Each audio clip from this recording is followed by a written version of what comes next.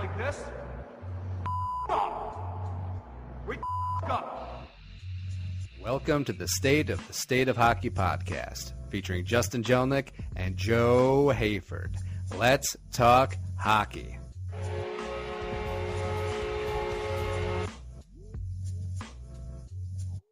Welcome to the State of Hockey podcast, episode 12 edition for June 8th, 2015. I am Justin Jelnick of the State of Hockey blog, along here with my co-host Joe Hayford. Joe, how are you? I'm doing well. Good. Back and forth first two games of the final series. Yeah, I'm surprised actually that the Lightning managed to pull one out here with the goalie switcheroo going on. Indeed. We'll just do a quick review of the first two games. Game one was on Wednesday, and Alex Killorn made an incredible goal for the Lightning on a crazy tip, 4:31 in to start it. But unfortunately for the Lightning, the Hawks got two goals in the final 10 minutes to win the opener in Tampa. Yeah, that's the tone setter right there. You win one on the road, and now the Hawks have home ice. I mean, that was just... I'm not really partisan. I was kind of wishy-washy on my pick last week. I reluctantly went with the Hawks, but I figured it was a short series. But gotta be frustrating if you're a Lightning fan, because in my opinion, they were the better team for the first 40 minutes by far. But they suddenly let the Hawks into their own end in the third, and it cost them the game. Yeah, they could learn a little bit from the Wild. You got to play 60 minutes a game. Yes. And the last goal that Bishop gave up in that game was a soft one. Yeah, so, I'd agree. Again, goaltending is an issue, and goaltending wins you. Yes, that was, and in the end, Crawford played a great game. Without Crawford's effort, I mean, Tampa easily could have had 3 or 4. They were that good in the first two periods, in my opinion. Yeah, Crawford was spectacular. It's so hard for me to wrap my head around that. I don't know why. He just keeps getting better and better every year. I mean, he plays more games than any other goaltender in the league. Yeah, I'll tell you what, though, the better Crawford gets, it's probably the less likely he's going to be able to return to Chicago being a free agent. Yeah, I suppose that's probably true. And the Hawks having all the troubles we documented last week, so... Yeah, they're going to be an interesting team to watch next year. But, we'll see how their summer goes. But 2-1 victory for the Hawks, then 2 days of rest, and then a fascinating game on Saturday night. Just back and forth. The lead changed a couple times. There's controversy. Cedric Paquette got the goal scoring started for the Lightning in the first, and they held up 1-0, and then Chicago got 2 quick ones in the second. And honestly, I thought the series was ready to end there, but then Kucherov got a big goal for the Lightning, and Tyler Johnson got another one in the second. They were up 3-2 after 2. And then Brent Seabrook for the Hawks was credited with the controversial tying goal, I think there was pretty clearly interference on Ben Bishop. And but it didn't seem to matter because the Lightning still got the go-ahead goal and held on to win 4-3.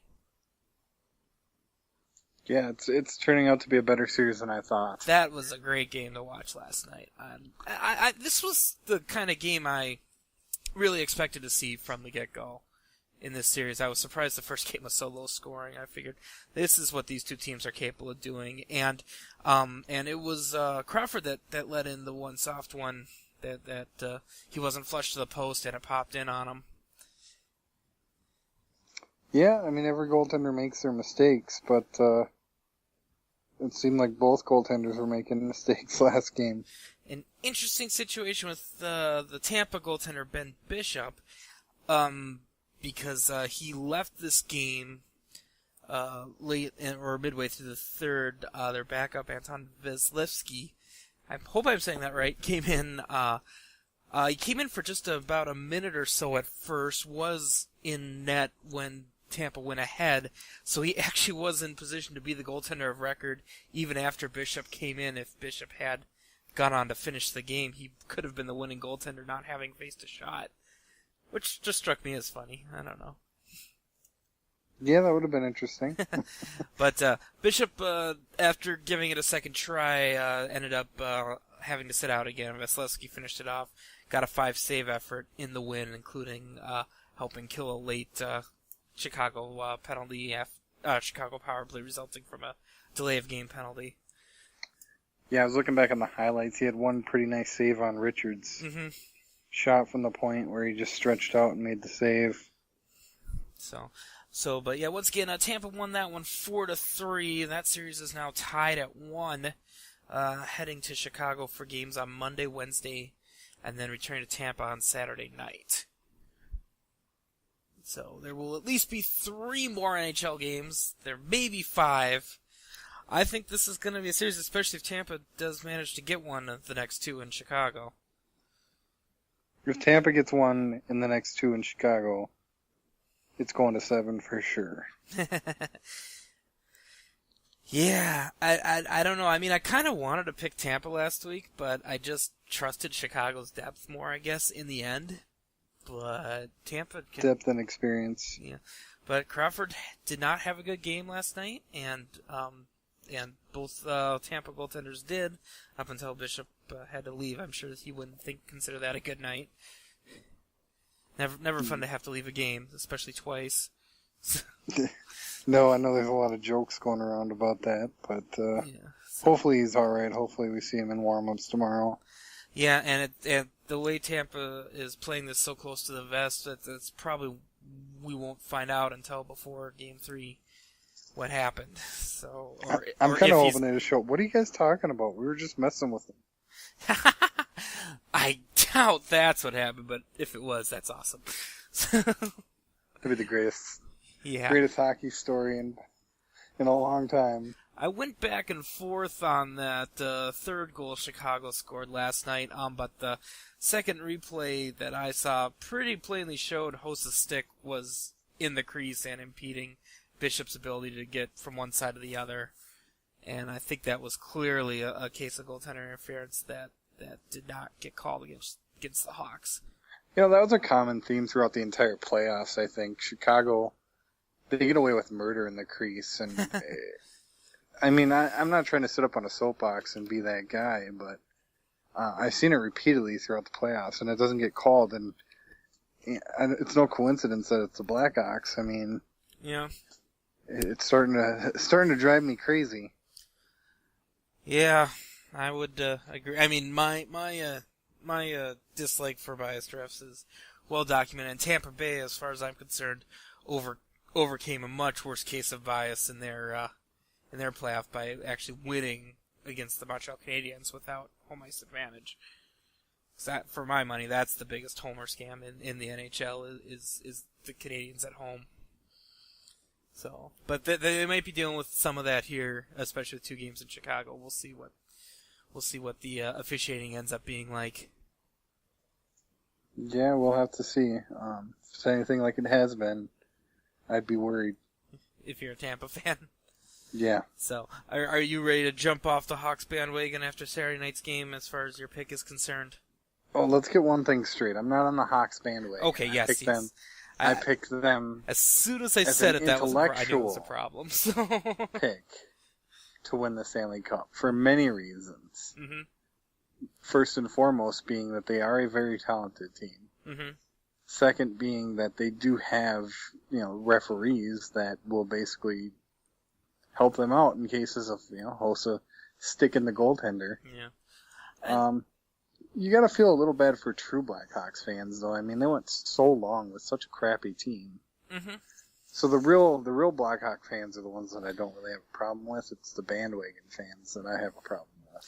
And I hear you, but I mean, at the same time, I think a healthy Blackhawks team is good for the league, and the fact that Rocky Wirtz has seen to run the team differently than his old man has been great for the team and the league.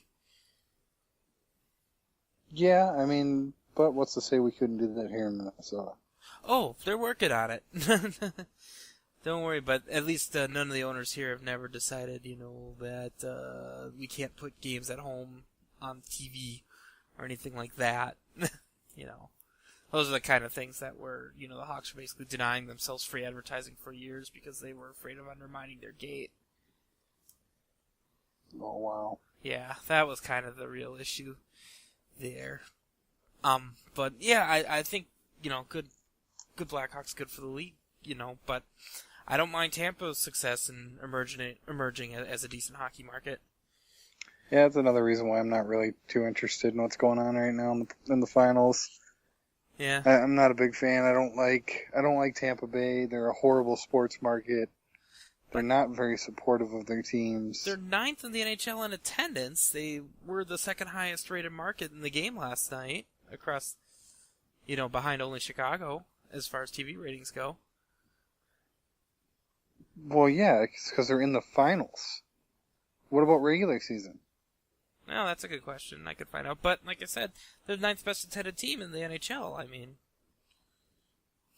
Okay, I'll give it to them there. So, I mean, just because they hate their baseball team and their football team, and they have good reason to hate their football team. So, that's true. So, they got our rejects. It's a shame it took a weird overtime play for the Vikings to beat them this year, but oh well. All Teddy does is win, but we could save that for a football podcast, which we don't have. So, but yeah, so and I'll be honest, I don't know, you know. I've been a very low-level USA hockey referee in the past. You know, I did the entry level where you get to do 9-year-old games. I can see where even at a game that slow, you miss a lot. So I know I say a lot of things about how referees seem to have bias in certain home markets, but I also understand, you know, a lot of calls just get missed because of the speed of the game. Well, and I understand that. And I think that was really more what happened last night. I don't think a ref was in a position to see what Hossa got away with there. Yeah, but if you look back, I mean, there was a few games that I went to in the Blackhawks, or 2 games that I went to in the Blackhawks series, and right in front of a ref, our guys getting high-sticked or getting cross-checked or, you know, getting face-washed. And no calls. Yeah, I hear you. It's so frustrating when you see that they're right there, too. I mean, I went to one of the games against Vancouver earlier this year, and the later one after they got Dubnyk. And I remember seeing a lot of that kind of stuff let slide. I don't know what it's going to take to improve on some of these areas of officiating. But I also know that sometimes it is just things getting missed. It was public really fines. Yeah, never gonna happen. Yeah, well, you want to know what it's going to take, that's what it's going to take. Well, Brad Watson gets fined $5,000 for missed calls in Game 2 of the Stanley Cup Finals. Yeah, but I think the problem is you'll start seeing the good refs, you know, look for jobs elsewhere. You know.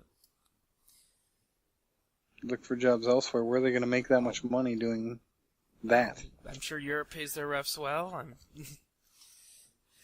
but we'll see. Or otherwise, they're going to demand a lot more money, which the NHL shouldn't be a problem. So no, that shouldn't be a problem at all, and that's what I'm saying. Yeah, you pay them more, then you publicly fine them, so that A, there's a public variant to it, and there's also a fine that happens. Problem is, once you do that, they lose all credibility on the ice, and you're just going to have to churn refs like crazy, which I guess may be a solution too. You know, you get to do 2 years as a ref, and then you have to go find jobs elsewhere. I don't know if that's really a good answer or not. So I get the delicate balance of going too public too often. I mean, yeah. Go ahead. Don't do stupid stuff, and you won't get publicly humiliated. Yeah. Well, maybe we should segue into the other topic we wanted to get into this week, and that was the NHL Competition Committee had a meeting to discuss a few potential rule changes, one of which is expanding replay on goals in offside situations and goaltender interference situations like what we saw last night, or on Saturday night. So, why not just make the entire refereeing electronic? Because we don't have robots yet. Just But What was that? we don't have robots yet. Well, we basically do. We could have all automated sensors that detect these things, and then you have one on ice referee to catch, Okay. stick infractions. Well, I know last time they tried to put microchips in pucks, that did not go over well at all. That was the famed Fox Tracks experiment. Well, yeah, but that was for TV viewing. I'm talking about for offsides purposes. Or for icing purposes. I was starting to think about that because, in curling they essentially have that where, if a stone isn't released before it goes over the line at the high levels, the stone will light up and it's dead. So I was wondering if something like that could be applied to the line calls. It's probably a little tougher in hockey. Not really. You put a chip in the puck, and then you put a chip in every player. Chip A in the home team, chip B in the away team, and you have someone who toggles a possession toggle. Yeah, here's a couple things I see, because one, the puck is seldom flat, which is, the problem with the goal technology as well. Because I remember there was a goal in a playoff series, I think it was like Carolina and Boston about 4 or 5 years ago, that wasn't allowed because the puck was on end, and it was like the only goal I've ever seen that is truly indeterminate after replay, and they ended up not allowing it for that reason. So, I mean, it takes more than that. I guess FIFA's kind of gone that way with goal technology. They can shape a soccer ball, but soccer ball is always a sphere. A hockey puck is not. Well, yeah, but you put the sensor in the center of the puck. Mm-hmm. The entire puck has to cross the line before a player does. Mm-hmm. It's really simple. Well, no, because the offside rule is based on skate contact, not necessarily the position of the player. Yeah, that's why you put the I suppose if sensor you put it in the skate. Yeah. If any skate's in contact it could work. Who knows how much time and effort it takes, and maybe it's just easier to pay linesmen to get it wrong a couple times. Yeah, but then it's a guaranteed solution. I mean, I don't think you should have any electronics in the game, really, but if you're gonna do it right. Oh, I think I'm with you. It's either it's an all or nothing deal. I don't like the replay that's in the game now. I'm a fan of going to straight referees call the game.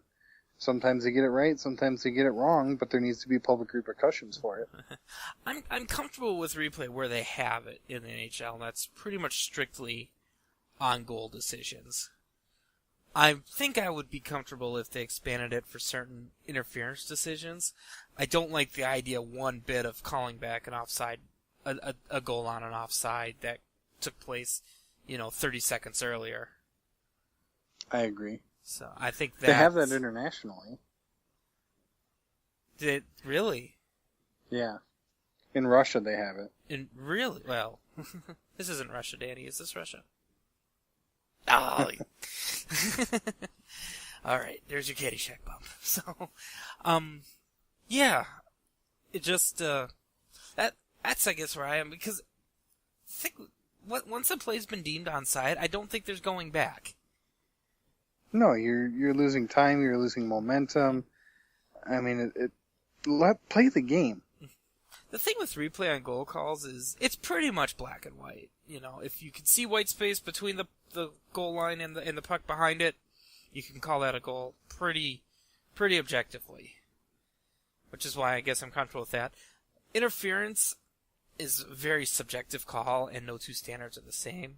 And that's the problem with a lot of calls in hockey, actually. Well, and that's exactly why I don't agree with the new rules change. Because they're talking about do it on goalie interference as well. Yes, they are. And I'm kind of torn on that because I think, you would spot more if you introduced replay, but you wouldn't get rid of the inconsistency. And if that's the only benefit you're seeking, then it's probably not worth the time and effort. No, I agree. But I guess in my mind, being able to slow certain things down might keep players more honest and might deter the certain antics you described if they're just going to be caught on video anyway and called accordingly on the spot. Yeah, take replay out of it. So, the other rule change that the competition committee discussed was a change in the overtime format to what the AHL has been practicing with this year is 3.5 minutes of 4-on-4, and then the first whistle after 3.5 minutes becomes 3-on-3 for a total of a 7-minute overtime before a shootout. I don't know if we've talked about this rule change before. I think we've touched on it, but we touched on it in our second episode. Yeah. So I'm pro anything that makes overtime longer. I'm not so tied up on how many players are skating. But I'm definitely anti-shootout. See, I agree with the new rule change, the proposed rule change. Yeah, but it's and I should just point out real quick. I mean, the NHL sounds like they're not ready to adopt that one for next year. Yes. The competition committee. I don't know what the future of it in the AHL is going to be. I guess I'd assume it's gone over well. I mean, I've definitely seen stats that the number of games settled before a shootout went up in the AHL, so I imagine they'll want to continue with that. Yeah, I'm guessing they just want one more year of sample size. Yeah. They want more numbers. So. But I've said it before, I'll say it again. I agree with the rule change, but if it does go to a shootout, you need to put a chaser behind the... That would probably make it a little more guy. interesting. So. Yeah, you put your shooter, your chaser on the blue line, get your shooter starting on the red line, and there you go. Yeah. So that way they can't just take forever. Like that one penalty shot or that one shootout in the it might have been Tavares against the Wild when it took him like 20 seconds to get to Dubnyk. I think it was Steen. Oh, maybe it was Steen. Yeah. I don't remember. But I just remember it took so long and it was so stupid. And he missed anyway, which was awesome. So Yep.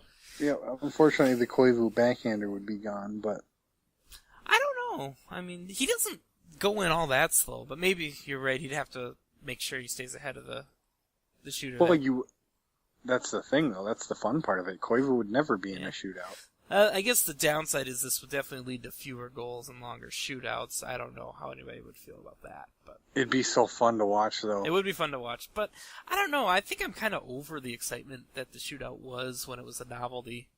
But I mean, I know it's never going away because NHL's never bringing ties back, even though I would have zero problem with that. I would have a big problem with that. Why? What's wrong with ties? Because ties are not winners and losers. There's no defined result of that competition other than a tie. Yeah, but I don't find a shootout winner a defined result either. Yes, it is. It's certainly not a hockey result. You had a team that was better by the defined rules of the competition. Well, the defined rules of the competition can say teams can be equal on a night. Yeah, that's not really a competition. That's like handing out a participation trophy. Oh, Joe. We have very different views on this. Absolutely. But I know that's been lost anyway from my perspective, so I'm willing to consider because that. It's a competition. It's not participation event. Yeah, but I mean, over the course of 82 games, ties and wins still add up to who's better to make the playoffs. Well, yeah, I mean, you can go with tiebreakers here and there all you want. Yeah. But when, we face the Blackhawks 5 times a year and we've tied them twice. But I guess if I were to take your argument to the logical conclusion, there should just be straight wins and losses in the NHL. No, there can be a shootout. No, yes, but I'm saying in the standings, there should only be a win column and a loss column. There shouldn't be a participation point. Absolutely. Okay. I've said that before. I'll at least give you consistency on that. So. Or there's the other option. No. There's no other option if the point of competition is to have one winner and one loser. There should be no middle ground. No, it's not middle ground. Okay. You're getting a point for being ultra competitive, for staying in a game long enough to send it to extra time. Which you would be still if their game ended in a tie after extra time. No, you wouldn't, because then there would be no defined winner. No, but there would be 2 defined tiers. It's not the same thing. It is the same thing, Joe. I agree. The participation point needs to go away, or they needed to redo it where it's 1 point for making it out of regulation into overtime, and then the winner in overtime gets 2 points. Winner in a shootout gets 3 points. Winner in regulation gets 3 points, I hope you mean. Or yeah, winner in regulation. Yeah, gets so 3 basically points. the IHF system, which Yes, I totally that's agree. what I meant. That should be definitely brought in the NHL sooner rather than later. But they aren't, and that's because the GMs vote on this, and the GMs love this illusion that 24 teams every year get half their points because of the inflation, and there's no reward for going for it in regulation. No, free hockey. Yeah. Part of the reason I guess I like ties is, it does keep mismatches a little more honest. A team that's heavily favored does have a little something to lose if they don't play to win. Yeah. I mean, I guess it's a third result is all it is. So, but I'm a soccer fan too, so what do I guess I'm more comfortable with the concept. Yeah, I don't ever like the idea of a tie. Yeah, I get why you can't have ties in the playoffs for sure, but I think over an 82 game season, I don't think it matters if 10, 15 games are tied. I would disagree with that. So, yeah. 10, 15 games per team? Yeah, I mean, that's probably about what it was. I mean, I remember there was a season where the North Stars tied 20 games, which was like... That's ridiculous. That was ridiculous. How do you feel when you leave that game? Think about it as a fan. Yeah, How do you feel when you leave that game? let's see. I'm trying to think if I've ever been to a tied game because, the changes happened while there was no team. I only went to one North Stars game in my lifetime. And then all the minor league teams I went to have had some version of the shootout. So yeah. Yeah, I mean, just think about it, though. I mean, I've left tied Your soccer team games. ties. It's just a result. It's not as it's like Stanley's Cup, that episode of South Park. The kid doesn't get any better. The kid doesn't get any worse. Oh, that just drives me. No, I couldn't. I would be so angry if I left a game. Are you a South Park fan? In a tie. No, I'm not. Oh, okay, so you don't get the joke, yeah. But I mean, I yeah, I guess as a soccer fan, I've left, more than my share of tied games, and you're not excited as you won, but you're not mad you lost. Oh, see, I'd rather be mad that I lost. Yeah, you'd rather feel the extreme. Right. That's what fandom is. You can't process the neutral. No, it's like, oh, I spent that much money to go watch that. I'll tell you what. Could have watched a movie and had the same level of excitement. Nah, movies are terrible. But, yeah, no, I get what you're saying. I mean, at least that's a consistent point. You'd rather see the result. You'd rather feel mad than feel neutral. Yes. So, yeah. Okay. I don't see it the same way. That's all there is to it. So, but, yeah. What was I going to say? Oh, yeah. So, yeah, definitely had that standings debate then. But, I mean, I think any standings format is better than the status quo. I don't agree with that either. I mean, I think we're close. I've spilled extensive digital ink a few years ago on standings. But, I mean, let's just go down to 3. Straight wins and losses. That's objectively better than what we have right now, right? Yes. Okay. International system. That's better than what the NHL has right now, right? For fans or for players? Okay, what's your argument on each? I think the NHL has it right for fans. Okay, so you say that keeping the standings close is better for fans? Is that what you're getting at? Yeah, absolutely. It creates more competition. It creates more drama at the end of the year. I don't It know. keeps fans engaged. It's a business model that works really well for the NHL. I think fans are starting to see through that and know their teams are dead, even if they're just 4 out with 3 weeks to play. Yeah, but that's not true, though.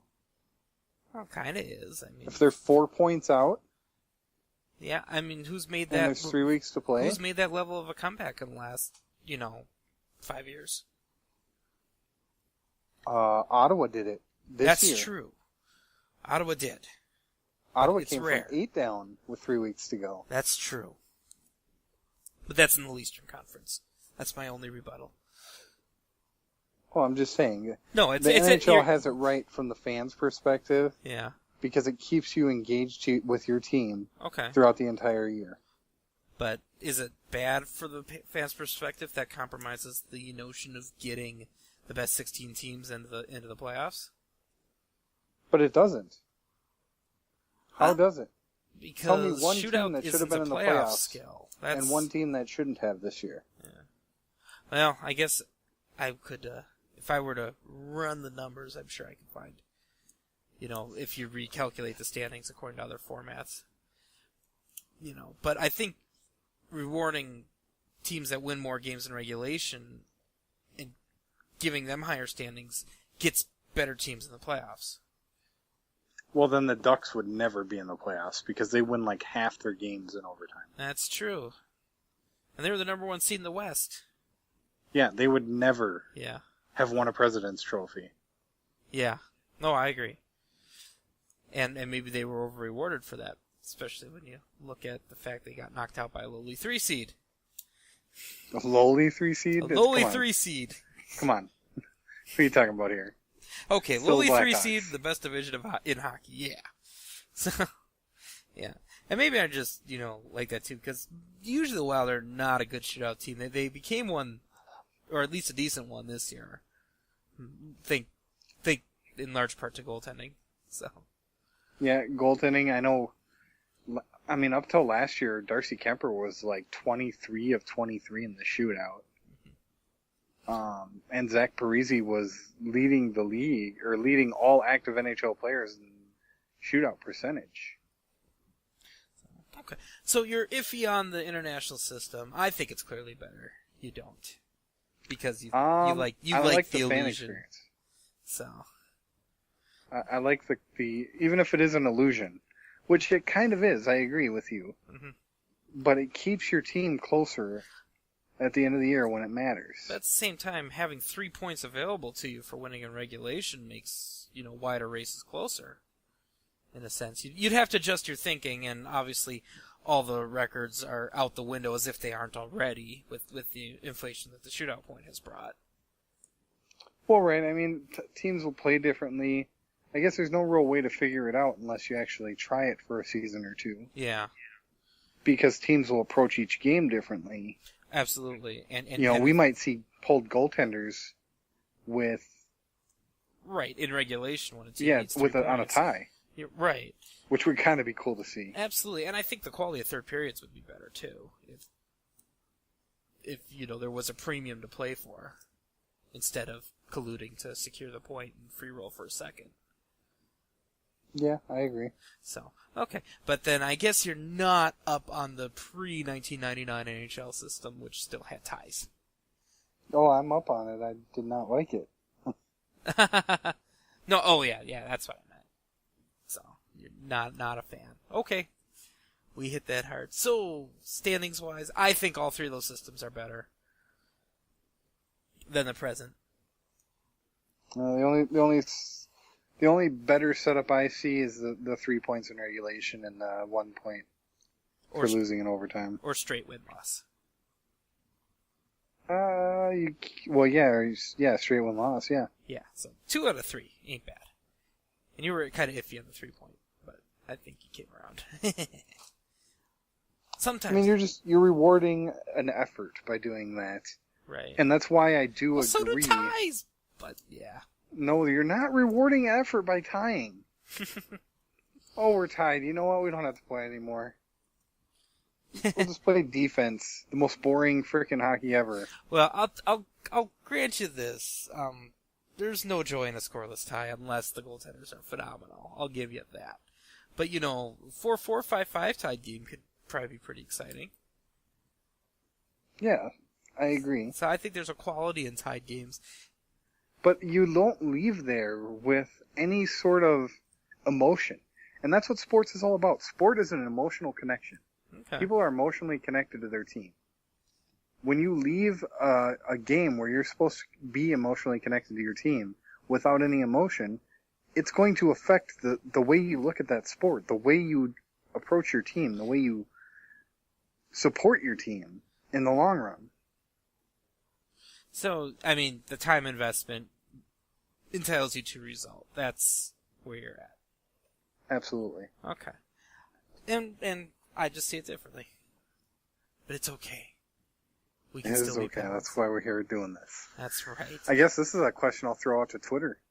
Oh, yes, absolutely. Let's throw all these out to Twitter. So what are your thoughts on the new rule changes? I'll link the Puck Daddy post on the meeting so you can read more over on it yourself. And, tweet us your thoughts to hashtag at SOTSOPod, SOTSOH pod, or just send tweets to Joe or myself at SOTSOHockeyJoe and at SOTSOHockeyJJ. And let us know, too, are you on the overtime or tie rules? Mm-hmm. Are you in my camp? Tweet I'm with at SOTSOHockeyJoe. Or are you with Justin at SOTSOHockeyJJ? That sounds good enough. So, yeah, we'll look forward to hearing from you guys on this. It's quite the debate, and I think we both brought some smarts to it. Yeah, it was a good subject to get on in the summer. Yeah, the other one, and I know we touched on this one, was the face-off rule came up again, and it might have some traction where defensive center has to put their stick down in any end zone face-off first. And I know you were not a fan of this one. No, not at all. Yeah, and I was a bit of a fan of this one, but I don't think it's gonna make or break the game whether that change goes through or not. It is another way to generate false offense, and it's really not fair to goaltenders. Oh, please elaborate on fairness to goaltenders. Or just the fact they face more shots. Well, they're gonna face more shots, which isn't really the biggest issue. Mm-hmm. But when you're during a face-off, Mm-hmm. your vision of that puck is so weak Right. that you're relying on your guy getting the other guy tied up. Mm-hmm. So when you have your defensive zone, if he can put his stick down last, it's easier to tie up the puck handler to let your goalie get set, because he can see. I don't know. When I played goaltender, that's what I look for, is the first movement of the puck when it Mm-hmm. hit the ice and bounced. Mm-hmm. I would position myself by that.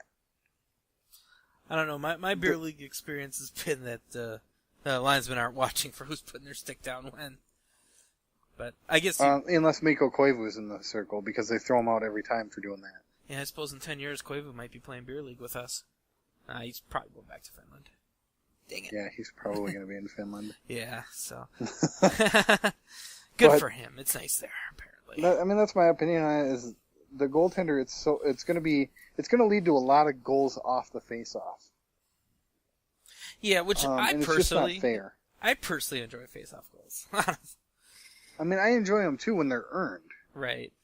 But But- I get what you're saying. I mean, right now it's strictly a home ice advantage thing that the visitors just always go down last, and that's that. And if there's so little home ice advantage in the NHL compared to other sports, maybe that's just one thing worth keeping. Exactly. It should be that and last change are really the Yep. only home ice advantage you have. Yep. I've been converted on last change when I was a much younger fan. I didn't think it made that much difference. I get it now when you see the talent gaps and how you need to deal with this exceptional players. Well, and it made more of a difference for the Wild 2 years ago Mm-hmm. when we didn't have the depth that we have now. Right. It was a big deal for us. Right. You know, you don't hear it talked about so much anymore because we have so much depth. And literally, our fourth line can stack up with just about any first line out there. Indeed. At least defensively. We might not be able to play a whole game like that, but No, but I mean, that was always my thinking, is you should be able to trust anybody in any situation, but I get there's a difference when you're marking Tarasenko versus, a team full of average skaters. Again, I still think that having Tarasenko against our fourth line would have been the best option there. Yeah. Haula against Tarasenko, and Haula's the guy that stopped McKinnon last year. Yep. Oh, and guess what? He came back and stopped Tarasenko this year. Yes, he did. And I hope he gets another chance. We'll have to see what happens this summer. I think I'm on 5 if you're playing that drinking game of, I guess we'll see, with me saying at least 5. So if you're doing that, sorry. I hope you can still click stop on your player when the podcast ends. So yeah, but so we'll watch and see what the if the league goes through with any of the changes the competition committee recommends. But in the end, I think they recommended to go forward with the face-off rule and to go forward with expansion of replay, and they're on hold on the overtime question. And I think in the end, I really don't know if 3-on-3 is going to be a good product to watch. I mean, the couple times you see 3-on-3 game situations in a year, honestly haven't been terribly memorable to me. But that's because they're not 3-on-3 situations don't last very long. Right, unless they call 4 penalties at once, which they don't do. So, oh no, they do. They've done that before, but usually what they do is they just go with a straight 5-on-5 at that point. Yeah. And just toss everyone in the box. Right. So, but we'll, yeah. So, I don't know. I guess my theory is longer overtime is definitely better for preventing shootouts than. I've always felt 5 minutes is way too short for regular season overtime. I mean, that's 4 shifts. 5 shifts, maybe. It's nothing. Right. So I mean, even the high school kids play 8. They also play 17-minute periods, though. Yes, so 8 is equivalent to half a period for them. So if you expand that out to NHL minutes, they should be doing 10. I'm just asking for 8. So yeah, it'll be interesting to see if that changes. So, but yeah, I remember when I was young, they only played 15 minutes too. But I think that changed right about when I left high school. Good times. Hockey is a lifelong sport. Yes, it is. Lots of fun. I look forward to hitting the ice again here this winter. Yeah, I kind of quit beer league a couple years ago. It just got too hard on my knees. Yeah, I just like the workout. I'm not very good, but and I need to trim up a bit too. I'm sure that would help. But otherwise, I'm content to just watch and raise the kids, and maybe we'll get a backyard rink someday. Oh yeah. So I'm looking forward to that eventually. Yeah. Well, I think we'll just leave this show here. Joe and I are going to take next Sunday off. We'll be back in 2 weeks with another State of Hockey podcast, and we may have a Stanley Cup champion. Actually, we will have a Stanley Cup champion. Talk. We will have a Stanley Cup champion by then. We'll probably have some draft talk as well. But in the interim, keep tweeting us your thoughts on the finals and your thoughts on our debate about overtime rules and NHL standings rules. Do you stand with Joe or me on the issue of ties? I'm going to lose, I know, but it doesn't change what I believe. And it shouldn't, my friend. That's it shouldn't. Right, so. Everyone's entitled to their own opinion. That's the great thing about this country. That's right. All right, so so feel free to keep tweeting us. Once again, Joe is at SOTSO Hockey Joe. I'm Justin. I'm at SOTSO Hockey JJ, and you can always use the hashtag SOTSOPod, SOTSOH pod. So, for Joe Hayford, I'm Justin Jelnick. Thanks for listening. We'll be back in 2 weeks. Download us then.